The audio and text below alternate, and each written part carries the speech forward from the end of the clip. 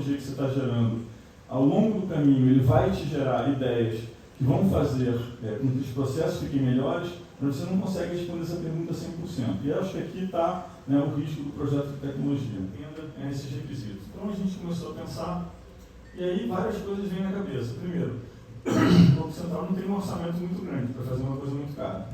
Então a gente precisava fazer uma coisa que parte do desenvolvimento fosse no Banco Central, mas também que parte do desenvolvimento do custo ficasse nos bancos, né? Então como fazer uma divisão onde eu sei que eu tenho controle do processo de liquidação centralizada, mas que eu não tenho, né, uma quantidade muito grande de custo que possa inviabilizar o projeto no meio do caminho. O orçamento de tecnologia do Banco Central deve ser umas 30 vezes menor do que o banco que eu trabalhei antes do Banco Central. E a gente tinha que entregar com orçamento baixo, entendendo que precisava ter, né, essa fragmentation, que é você ter 2, 3 sistemas que começam como se falava, a gente não tinha esse problema.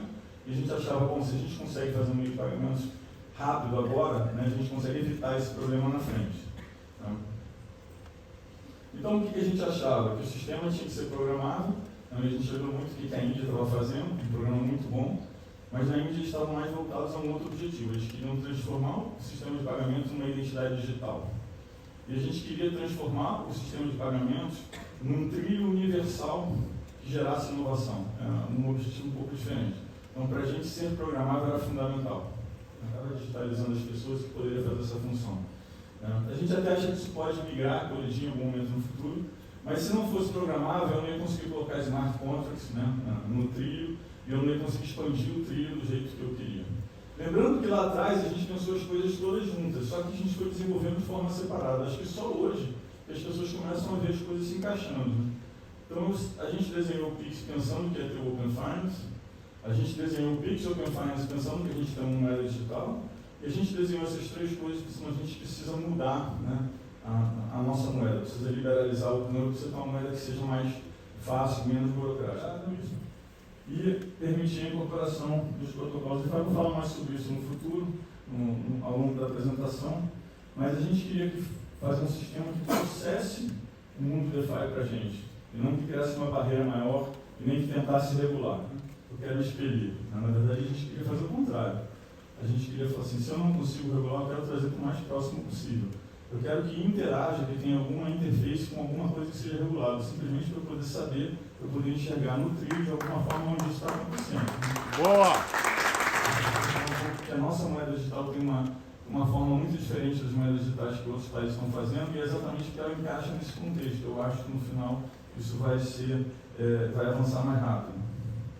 A gente precisava da trilha com dinheiro programável, eu já falei, protocolos abertos, e a gente tem ainda hoje uma grande dúvida, quando a gente fala, não vamos falar muito dos detalhes de tecnologia aqui, mas hoje, por exemplo, tem uma grande dúvida se a gente usa um método mais aberto lá na frente do Ethereum, ou se a gente usa, por exemplo, um Core da R3, que é um negócio que vai te deixar mais limitado, mais fechado. Tem vários trade-offs na tecnologia, mas acho que o objetivo aqui hoje não é...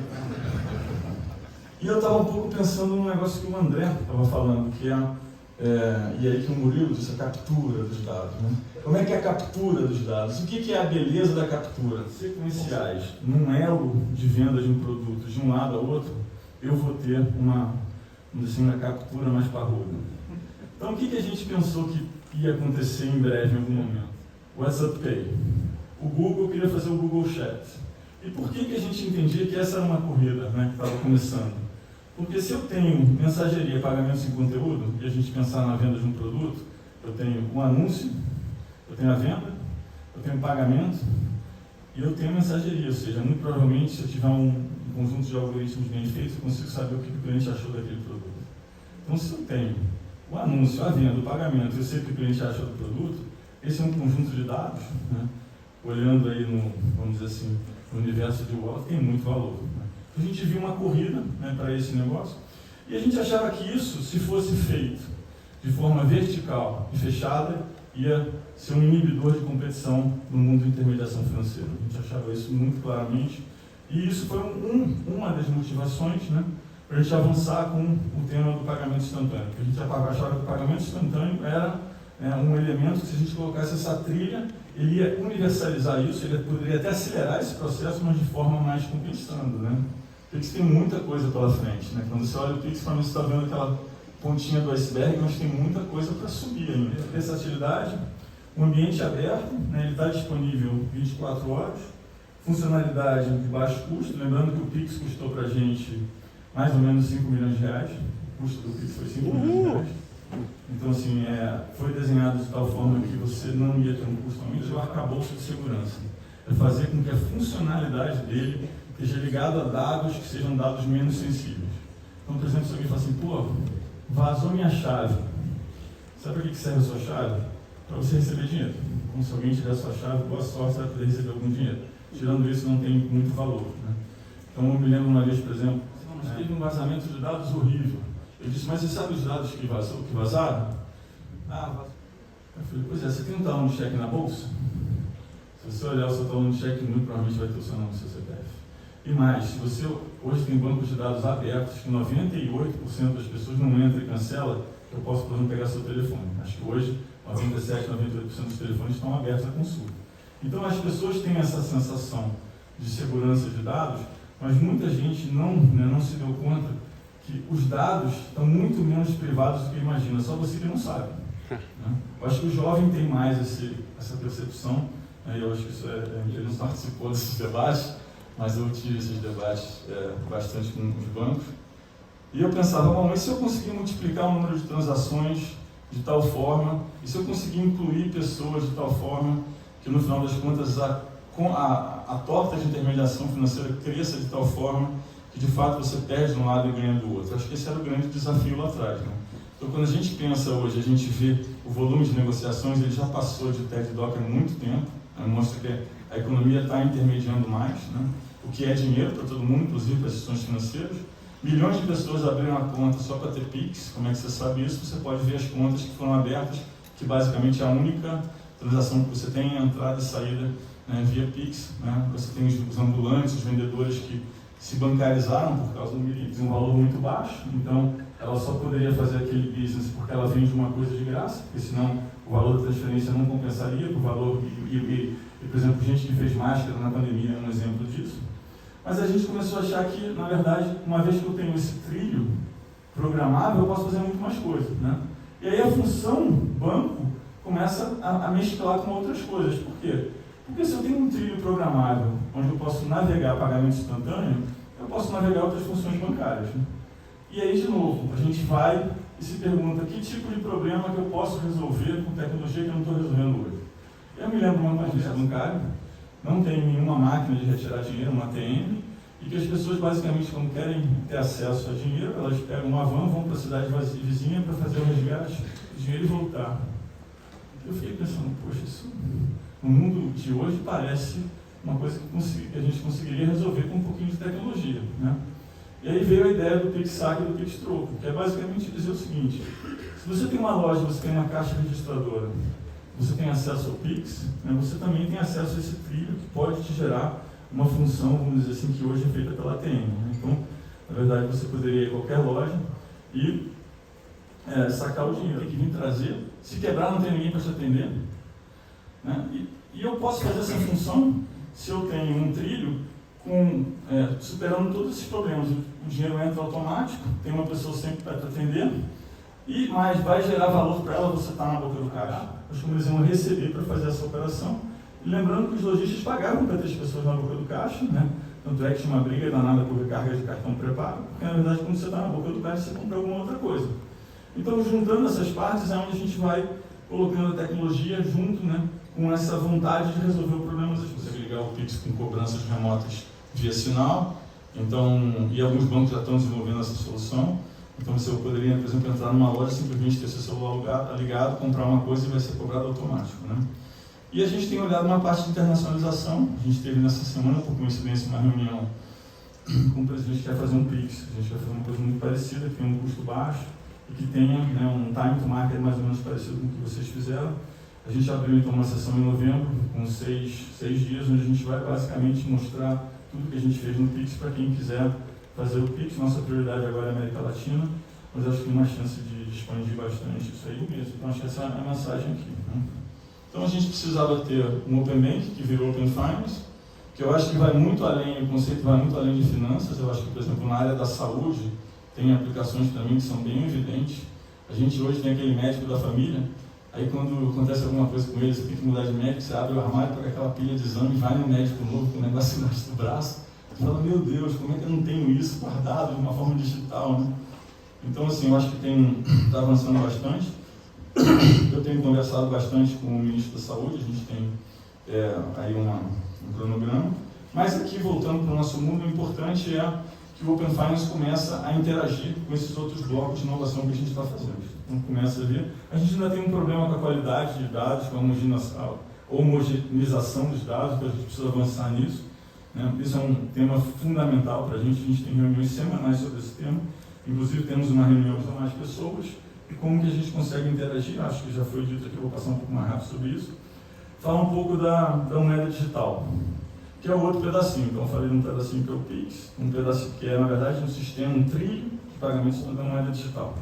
Eu acho que a moeda digital, ela completa essa noção de que a gente vai para um mundo tokenizado. E que, em algum momento, os bancos vão olhar os seus balanços de forma tokenizada. Você vai tokenizar ativos e passivos. Isso tem vários benefícios. Eu poderia ser uma nova apresentação só falando do benefício de funding, do benefício de securitização, do benefício de liquidação atomizada de menor risco, né? Inclusive tem aplicações para a parte de investment banking, e podemos falar assim, em termos de pagamento no atacado. Falar pagamento no atacado, e hoje tem um banqueiro central muito proeminente que está fazendo uma moeda digital que ela é basicamente wholesale, ou seja, só serve para atacar. E eu falava, bom, mas por quê? Não, porque eu quero fazer pagamentos transfronteiriços. Ah, mas eu posso fazer com Pix, eu posso fazer de... Eu não acho que a moeda digital tem essa função, né? Mesmo porque se eu quero fazer com que a moeda digital seja um veículo de trânsito de tokenização, eu não quero que ele seja atacado, eu quero que seja atacado em varejo, né? Então a gente achou que essa não era uma solução que a gente estava querendo resolver. Aí alguns países, como por exemplo a China, disse, não, eu quero ter uma moeda digital porque eu tenho um sistema de pagamentos que é fragmentado e a moeda digital onde eu vou ligar tudo, né? E a gente disse, não, a gente também não tem esse problema, nós não temos um sistema fragmentado, a gente tem o Pix que funciona bem, então não era uma solução. Então a gente pensou, que tipo de problema que a gente está querendo resolver? Bom, a gente está querendo avançar no movimento de tokenização, a gente está querendo avançar no movimento de digitalização, de otimização de balanço, de intermediação financeira e criação de novos modelos de negócio. E aí a gente pensou, bom, quando a gente tem a conversa sobre moeda digital, uma das coisas que me incomodava muito é que essa conversa sempre parava em duas perguntas que não tinham resposta, né? E a mais relevante era, como eu vou fazer uma moeda digital que não afete o balanço dos bancos, né? Ou seja, se todo mundo quiser converter, pensando em passivo e ativo no balanço do Banco Central versus sistema financeiro, o que aconteceria se todo mundo quisesse converter o dinheiro físico, né, para o dinheiro digital? Bom, aí você teria um encolhimento, né, vamos dizer assim, da base de depósito nos bancos. Isso afetaria crédito, teria várias coisas. Então a primeira pergunta é como é que eu faço uma moeda digital que não cause isso? E para mim era uma resposta que eu não consegui enxergar a solução. E sempre provocava, eu falava, gente, se a gente não resolver esse problema, a gente não vai conseguir fazer uma moeda digital. E aí alguns países, realmente, quando a gente olha, né, as definições de agregado monetário, já tinham mercados de money market, então era um caso um pouco diferente do Brasil. Mas tinha alguns que tinham um caso parecido com o Brasil, e várias vezes a resposta é, não, vamos limitar, vamos fazer o seguinte, vamos criar uma moeda digital que o máximo que você pode converter é 10, 15%. Aí eu falo, pô, isso me parece de cara que não vai funcionar, porque se eu tenho uma informação e eu sei que o valor é igual ou maior, eu vou correr para converter o máximo possível, porque eu sei que é garantido pelo Banco Central igual, e pode ser que tenha uma demanda maior, como você chega na limitação de emissão, vai ter prêmio alguma hora nessa moeda. Eu vou falar, não, isso aí vai ter arbitragem imediata entre os informados e não informados. Imagina eu ter que ir para o Congresso explicar que você criou uma moeda digital, que algumas pessoas ganharam e outras não, né? Então, me parece difícil. Não, mas aí a gente vai colocar uma taxa de juros negativa na moeda. Aí colocando uma taxa de juros negativa, eu calibro a demanda e a oferta. Depois, imagina todo dia você tem que fazer a taxa de juros. Então, assim, é uma pergunta que até hoje não foi bem respondida. Então a gente pensava, não, como é que a gente pode fazer isso? Lembrando que o nosso objetivo era muito mais essa parte de gerar esse movimento de tokenização. E tinha um problema regulatório também, porque a hora que eu faço uma moeda digital, que ela é um outro nível de pagamento, tem que fazer um outro conjunto de regulação. Então a gente pensou, acho que o mais fácil é simplesmente fazer o seguinte, os bancos vão criar stablecoins em cima dos depósitos. E esses stablecoins vão ser garantidos pelo Banco Central, né, um para um, em uma moeda digital. Então você vai ter um stablecoin do Banco ABC, todos são fungíveis, todos têm o mesmo valor e todos podem ser convertidos na moeda digital emitida pelo Banco Central, né? E a gente tem hoje já um sistema que faz isso, no nível, vamos dizer assim, não digital, que é o STR. Basicamente o que você faria é adicionar uma nova camada de liquidação STR no mundo digital. Qual é a grande vantagem de regulação disso? É que eu já tenho a regulação de depósitos. Então, a regulação de depósitos digitais é a mesma regulação de depósito, pelo menos em grande parte ela é parecida. Então, me economiza muito tempo, né, em termos de você ter que fazer uma nova regulação. A gente pensou muito, né, nesse mundo DeFi, e a gente achava que precisava ter uma coisa que navegasse junto, ou seja, eu posso ter um stablecoin CBDC, eu posso ter um outro stablecoin, eu posso criar uma relação de um stablecoin fora com um stablecoin CBDC, né? Lembrando que tem muito erro de interpretação, né, no que aconteceu, no que tem acontecido, acho que vocês sabem muito mais do que isso, nesse mundo recentemente. Então, e aí onde a gente olhava que a gente precisava ter muita clareza, que é a parte de ativos e liquidações, né? E a gente tem já o blockchain, os tokens, e a gente tem o negócio dos protocolos. Aí a gente começou a entrar num debate, que é onde a gente está hoje, né? Que é qual é o tipo de tecnologia que vai me maximizar, ter mais abertura lá na frente. Lembrando que você tem que começar um processo de tecnologia, e se você adotar um arcabouço de tecnologia que te limite a abertura lá na frente, em um momento fazer migrações, a gente está vendo agora uma migração bem conhecida aí, fazer migrações é muito difícil, né? Então, isso já gerou uma redução de papel moeda bastante relevante. Acho que o último dado que eu tenho são 6 ou 7 bilhões que foram retirados de circulação. Então, a economia já está ficando mais digitalizada, que vão um pouco além, né, de como que a gente vai fazer o programa. E a gente faz um programa via LIFT, que é um laboratório de inovação, ou seja, as pessoas as empresas submetem projetos, a gente transforma esses projetos em user case. A gente tem o tema da prova de conceito, que a gente está desenvolvendo, e a gente deveria ter um piloto da CBDC pronto no ano que vem. Eu espero no começo do segundo semestre, alguma coisa assim. Esse é o projeto que eu dou mais atenção hoje, é um projeto que a gente precisa acelerar mais isso. Lembrando que a parte de segurança de dados ela tem que estar junto com o resto, porque no final, e aí já roubaram no final da minha apresentação, que era aquele arcozinho juntando tudo. Fernando aqui, mas tudo bem. Eu também roubei o de wallet, eu não sabia que vocês tinham um trademark de wallet, eu botei de wallet na apresentação, então tá não. Quais são os modelos de negócio, parte do permissionamento, liquidação centralizada, quem deveria centralizar a padronização de protocolos, tem aquele conversa super dura do oráculo, de como isso vai funcionar. Acho que se eu for entrar um pouco mais, vai ficar mais técnico, muito mais complexo do que deveria ser, e que eu simplesmente queria fazer um sistema de moeda digital onde os bancos tokenizavam depósitos, ou seja, criavam stablecoins. Teve uma rejeição bastante grande.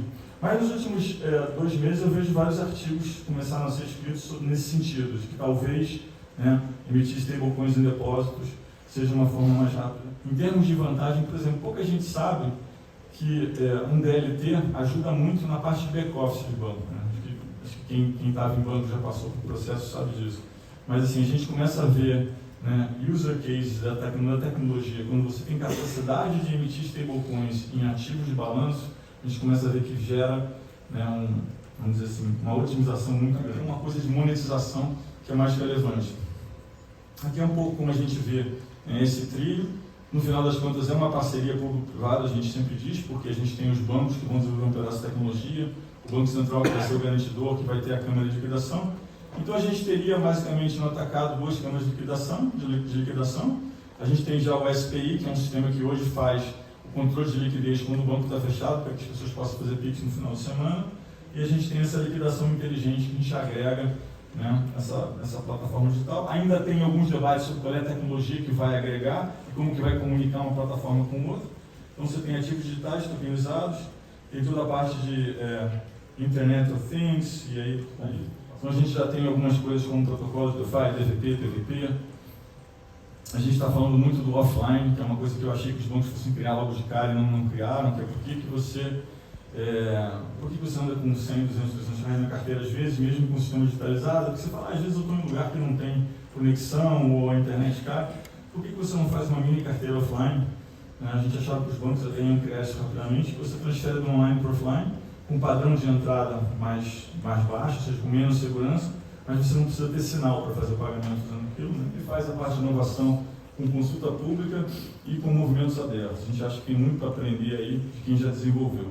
Não com todos os bancos, com alguns, e a gente vai começar a fazer um teste onde você, num primeiro momento, só usa o stablecoin. Então, a gente vai avançando, depois a gente vai divulgar como a gente vai fazer isso.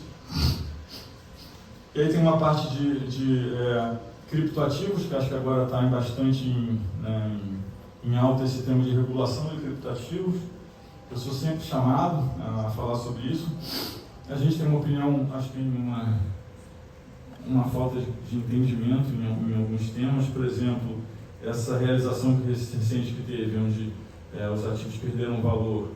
Eu vejo isso sendo usado como argumento, né, contra o criptativo. Né? E quando a gente para e pensa, você teve de fato uma reprecificação de ativos digitais baseados na reprecificação de taxa de juros. Né? Então, não, vocês botaram uma lista aqui de criptativos. Se pegar aquela lista média lá, dava mais ou menos uns 60% de queda, 65% de queda. Então é ruim porque caiu 65% num período curto de espaço. Bom, aí vamos olhar então, tem um ETF chamado RKK, é um ETF de inovação que inclusive tem Tesla dentro dele. Quanto ele caiu nesse mesmo período? Mesma coisa. Bom, então também não posso ter inovação, porque pode cair muito, as pessoas podem perder dinheiro. Então assim, eu vejo argumentos, né, que não fazem sentido. Argumentos, por exemplo, de algoritmos de criação e distribuição de moeda. Grande parte dos algoritmos de criação e distribuição de moedas via stablecoins, inclusive tem um específico que eu prefiro aqui não mencionar, acho que foi um case que a gente olhou, que é exatamente igual ao ETF. É exatamente igual. A única coisa é que o ETF tem uma premissa de liquidez, de construir e distribuir ETFs baseado no underlying, ou seja, no ativo, que é mais sólida do que no caso dos stablecoins. Mas o mecanismo é exatamente igual. Então, se isso aqui tem um algoritmo maluco que eu não consigo controlar, deveríamos proibir ETFs também. Então, de novo, eu vejo muitos conceitos errados nesse sentido. Incluir, está um período meio complexo agora para fazer muitas mudanças em projetos, porque a gente está muito perto das eleições, a gente vai evoluir. Mas, basicamente, aqui é a junção de tudo, aqui é onde o PIX encontra a carteira aqui é onde o PIX encontra a CBDC e é onde tudo encontra o Open Finance. Então, a gente acha que em algum momento, vamos dizer assim, nos próximos 2, 3 anos, a gente vai ver uma coisa como essa. Isso muda muito o eixo do mundo financeiro, porque a briga vai ser também por canal e não somente por produto. Né? Lembrando que quem for o canal vai acabar agregando, né? Vai ter a experiência de entrada do cliente naquele portal, naquele marketplace, como o André falou. Então, a gente acha que a competição muda um pouco de eixo. Para quem quer fazer serviços de segmentação no mundo financeiro, porque eu posso simplesmente oferecer um serviço de segmentação que vai fazer parte do integrador no futuro. Na parte de crédito, a gente acha que dá para fazer os links com a tecnologia, com algoritmos que precificam crédito automaticamente por transação. Então, quando eu for comprar uma coisa, eu vou saber qual é o crédito que eu estou pegando naquele negócio. Né? Eu vou saber quanto é a taxa que eu estou pagando naquilo. E para quem é investment banking, a gente tinha um produto que eu gostava muito de vender para as empresas que chamava Cash Management, que basicamente é um botãozinho que vai ter no celular para todo mundo de graça. Né? Então você vai ter o seu Cash Management de graça, né? Acho que a tecnologia já faz isso. E a gente tem uma interação entre a carteira digital, né, e o Pix, ou a carteira não digital, vamos dizer assim. E aqui a carteira digital, a ideia não é só ter stablecoins e CBDC, aqui você pode ter outros stablecoins, pode ter outros criptativos. A ideia é exatamente que essa parte da carteira seja um link com o mundo de ativos virtuais para que a gente possa ter uma sensação, ou pelo menos ter uma ideia do que está trafegando no sistema regulado, entre o sistema regulado e não regulado. De novo, a nossa ideia é trazer para próximo e não criar uma barreira de entrada. E eu acho que aqui a pergunta é o seguinte, bom, mas o que isso vai facilitar a vida das pessoas? Eu acho que isso diminui o custo, isso aumenta, vamos dizer assim, a integração entre as coisas, mas acho que isso aqui é um grande produtor de dados, é aí que vai, né, até não tem o D-Wallet aqui, acho que sabiam que, descobriram que a marca era mas eu tinha até uma coisa dizendo D-Wallet, que eu acho que isso aqui ajuda nessa construção de dados. Eu tenho uma crença que essa é uma dimensão onde a gente ainda não conseguiu avançar, e talvez onde tenha grande parte do valor para ser capturado, que a gente sabe que a atividade de mercado financeiro, atividade bancária, atividade de intermediação financeira é uma atividade de assimetria ou de simetria de informação. Então, se eu sei mais sobre o Murilo, eu vou conseguir fazer um empréstimo mais sob medida para ele. Então, a gente vê, por exemplo, na pandemia, que as categorias de crédito, onde tinha menos informação assimétrica, teve menos inadimplência, menos rejeição de proposta do que as outras, por exemplo, cooperativismo. Por que o cooperativismo foi bem na pandemia? Porque quando a pandemia veio, quando você não conhece tanto o seu cliente, na crise é como se a assimetria de dados tivesse mais risco, né? Então, os lugares onde você tem menos assimetria de dados, se eu conheço melhor o meu cliente, eu sei que aquele cliente, independente da pandemia, ele produz aquele bem A, B, C, que tem uma demanda e que vai vender e tal. Então, de novo, a gente pode fazer isso num nível universal digitalizado. Obrigado. É muito bom, né? Caraca, o espírito continua. E toda vez, bicho, que os caras falam CBDC, não sei o que, eu penso em canabidiol, CBDC. Canabidiol coin. Minha mente sempre vai misturar, não consigo. Tem que ressignificar CBD. Aí o Roberto botou uma hora ali, CBDC sintético. Falei, sintético não, Roberto. Não inventa não. CBD sintético não, irmão. Que conversa é essa? Oxi. Ai. Tem que tirar onda com a tua cara. Tá com a carteira de dados na bolsa e tal. Não é isso. É um processo gradual. Tem um processo de educação necessário. Tem um processo de educação necessário para as pessoas físicas e para nós, participantes do ecossistema. Tenham as suas wallets para que agentes de dados estejam habilitados no sistema e que para pessoas físicas recebam suas wallets. Vou mostrar como é que a gente vai fazer isso aqui no passo a passo, até esse processo de ativação da certificação. Muito importante prestarem atenção nisso aqui. Dado certificado é o dado que será comercializado. Dado que não é certificado não tem valor para a monetização. O suporte para os agentes de dados, estamos fazendo inclusive parcerias com outras empresas para que elas possam ajudar os primeiros agentes de dados nesse processo. A gente sabe que não é intuitivo. A gente fala muito termo aqui de wallet, data app, business ready data sets. São termos que não existem. Isso vai ter que ser feito uma educação, vai precisar de ajuda, tem uma economia toda nova se formando para isso. Quando o André menciona os desenvolvedores, é isso mesmo. É um universo de milhões de pessoas trabalhando para desenvolver data apps, para desenvolver soluções. As empresas vão ter que aprender a tratar esse ativo. Elas vão descobrir que tem um data cap. E elas vão ter que tratar esse data cap. Como é que eu me relaciono? Onde isso fica dentro do meu balanço? Aonde ele vai estar alocado? Como é que eu me relaciono com ele? Como é que eu distribuo esse valor? Para que a gente expanda a empresa no segundo país, Estados Unidos. Tá? Então vai ter um processo de onboarding que não está desenhado aqui, até você chegar aqui. O processo de onboarding é muito simples, como uma abertura de conta num banco digital. Uma abertura de conta simples, como uma abertura de conta no Netflix, com todo o protocolo de segurança. Isso já é prateleira, então aqui não tem inovação, né? A gente vai fazer isso. Hoje, você muda, por exemplo, a titularidade da sua conta de luz no processo de onboarding digital. Eu mudei meu domicílio eleitoral no processo de onboarding digital. Então, isso não é um desafio. Então, isso vai acontecer. Esse grupo selecionado de pessoas vai receber suas wallets. Nós vamos começar a trabalhar com essas pessoas. O que significa isso? Primeira coisa que essas pessoas vão fazer é se acostumar com as wallets. Então, a gente vai dar para elas missões. Eu falo missões, tarefas, o André não gosta, depois a gente tem que escolher qual vai ser o nome disso daí. Na verdade, o que elas vão estar fazendo é o seguinte: elas vão começar a acumular valor dos seus dados. Por onde começa isso? Pelos dados do próprio telefone. Por quê? Os dados do próprio telefone são da pessoa, estão no telefone da pessoa, não precisa fazer o request for data, não precisa envolver uma outra empresa, já está no telefone dela. E ela começa a se acostumar com esse processo, ela começa a fazer o acúmulo de valor. Então ela vai ter uma jornada fazendo isso. Tá? São certificados dos sensores. Segundo passo, um pouco mais para frente, os certificados do Open Banking, que também é outra coisa. Já tem 7 milhões e meio de pessoas, que o Roberto falou aqui, no Open Finance. As pessoas já estão se acostumando com isso. Segundo passo, vão ser os certificados do Open Finance.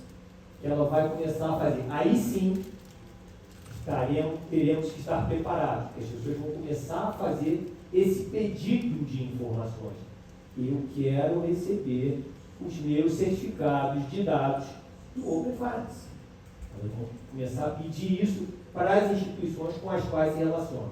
Nessa hora, nós estaremos aqui para preparar todos os senhores, como pessoas jurídicas, com as suas D-Wallets, para que esse certificado possa fluir para as pessoas e não se transforme num risco operacional.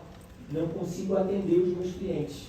Eles têm o direito de fazer esse pedido, está na lei, na LGPD, e eu não estou conseguindo responder. Você vai ter a condição de responder isso. Nós vamos habilitar as empresas para que façam isso. Processo de certificar os dados da empresa, para que quando o cliente lhe peça, você fala, ok, seus certificados estão aqui. Deposita os certificados na D-Wallet dele.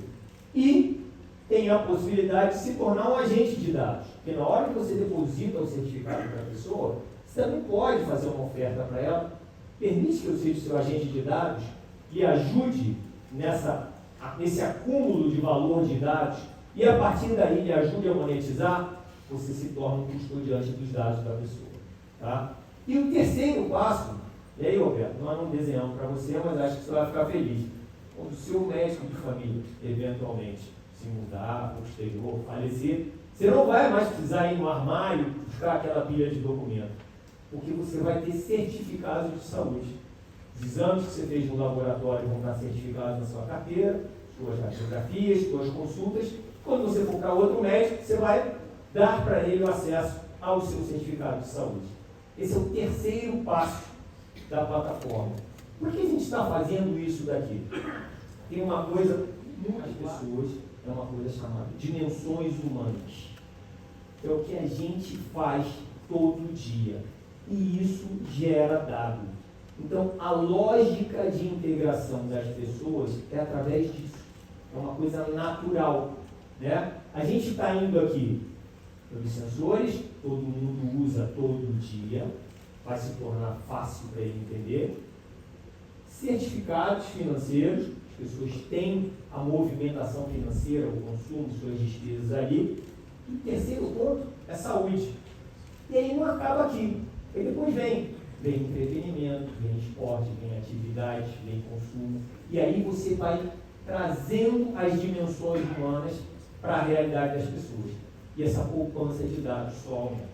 Tá? Então, só para vocês entenderem que é um processo gradual, de novo, não tem Big Bang, mas também não temos o controle. Né?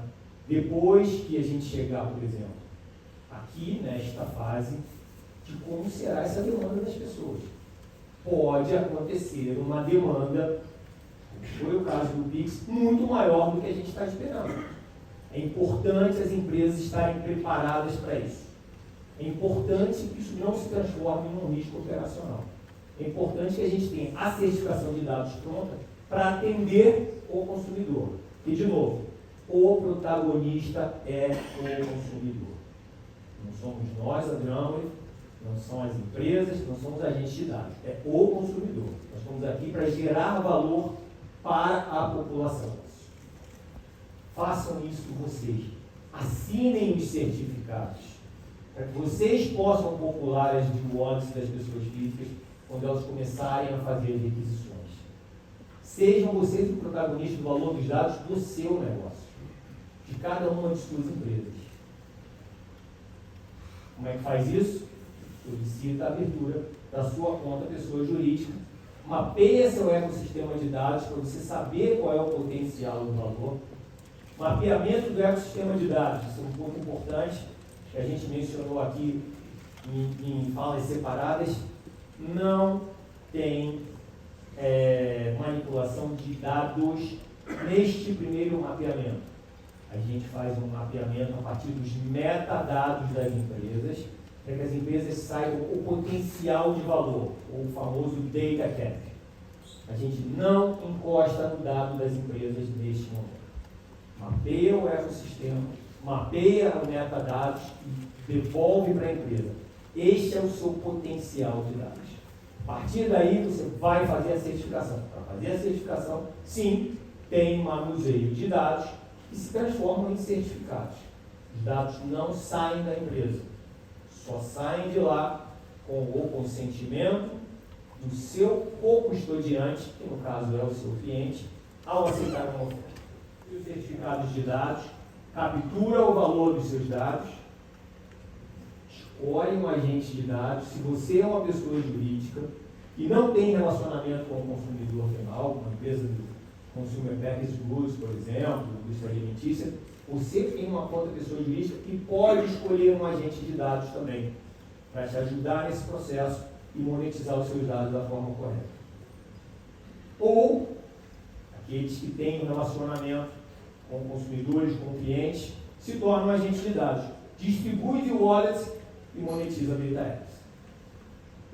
O processo é simples, mas tem que começar. O convite é: vem com a gente. Vamos liderar essa economia de dados. Tá bom? Obrigado pela atenção. Isso me lembrou um livro do Chico Xavier, chamado Brasil, Padre do Evangelho. Um livro super pequeno, um livro que, independente de qualquer visão, de religião, sei lá, vale a pena ler, porque você pode considerar um romance.